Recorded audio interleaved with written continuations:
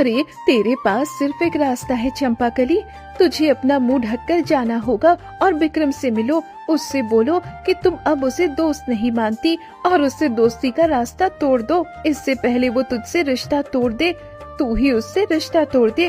तुम्हारे लिए यही बेहतर है और साथ साथ उस विक्रम के लिए भी। अगर विक्रम ने तुझसे रिश्ता नहीं भी तोड़ा तो दुनिया क्या क्या कहेगी, विक्रम को कितना कुछ सहना पड़ेगा। और क्या तू विक्रम को दुखी देख पाएगी? नहीं ना। इसीलिए तुम दोनों का अलग हो जाना ही बेहतर है।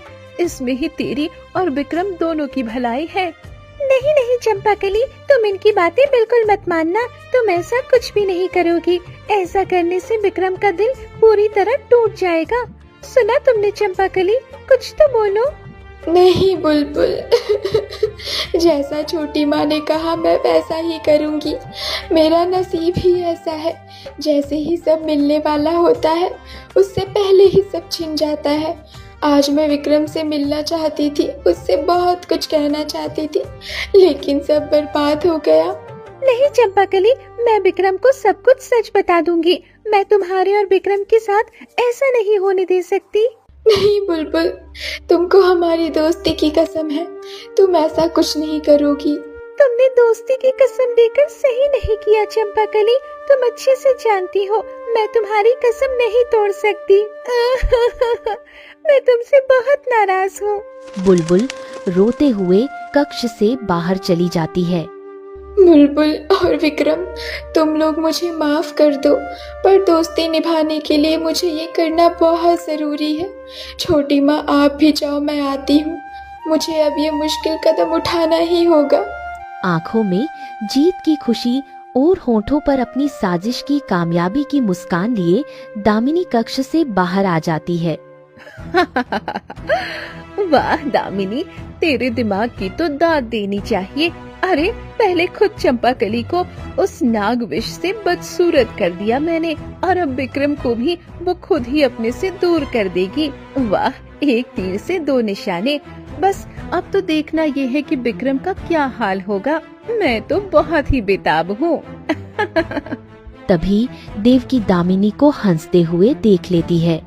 क्या हुआ दामिनी, आज बड़ी खुश लग रही हो, क्या बात है?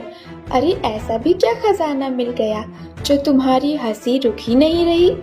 कुछ नहीं दीदी, अरे वो चंपाकली का जन्मदिन है ना, इसीलिए इतनी खुश हूँ। वैसे आप कहाँ थी, दिखाई क्यों नहीं दे रही थी? अरे वो विक्रम मेरे हाथ का खाना खाना चाहता था, बस उसी के लिए बहुत सारे पकवान बना रही हूँ। चुमकी भी मेरी उसमें बहुत मदद कर रही है। अच्छा दामिनी, अब मैं जाती हूँ, अभी मुझे बहुत काम है। देवकी जल्दबाजी में वहाँ से चली जाती है।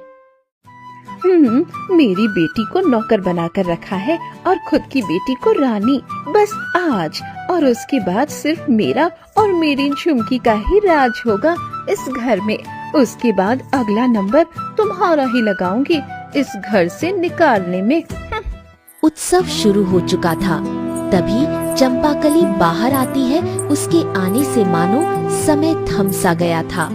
वो सुंदर से वस्त्रों में चेहरे पर एक खूबसूरत सा नकाब लगाए हुए थी, जिसमें वो और ज्यादा हसीन लग रही थी।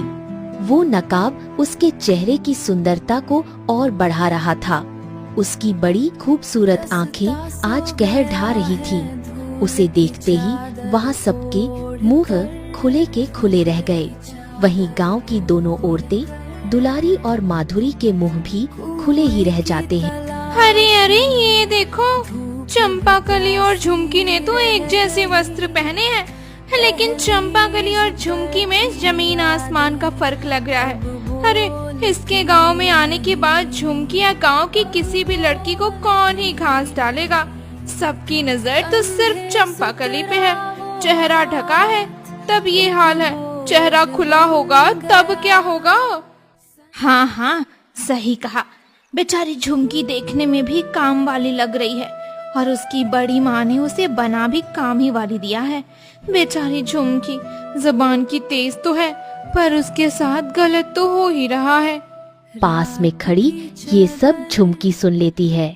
ये ऐसा क्यों बोल रही है? बड़ी माँ तो कहती है मैं भी सुंदर हूँ, पर क्या दीदी के आ जाने के बाद सच में मैं नौकरानी बनकर रह जाऊंगी?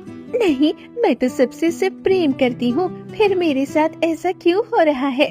क्या मैं सच में सिर्फ एक नौकरानी बनकर रह जाऊंगी? क्योंकि मेरी माँ तो वैसे भी मुझसे प्रेम नहीं करती, और चंपाकली दीदी के आने के बाद बड़ी माँ भी मुझे क्यों ही प्यार करेगी? अब तो उनकी खुद की सगी बेटी है, वो भी वो बेटी जिसके लिए वो सालों तड़पी है। नहीं, मैं ये सब बर्दाश्त नहीं कर सकती। झुमकी रोते हुए वहाँ से चली जाती है।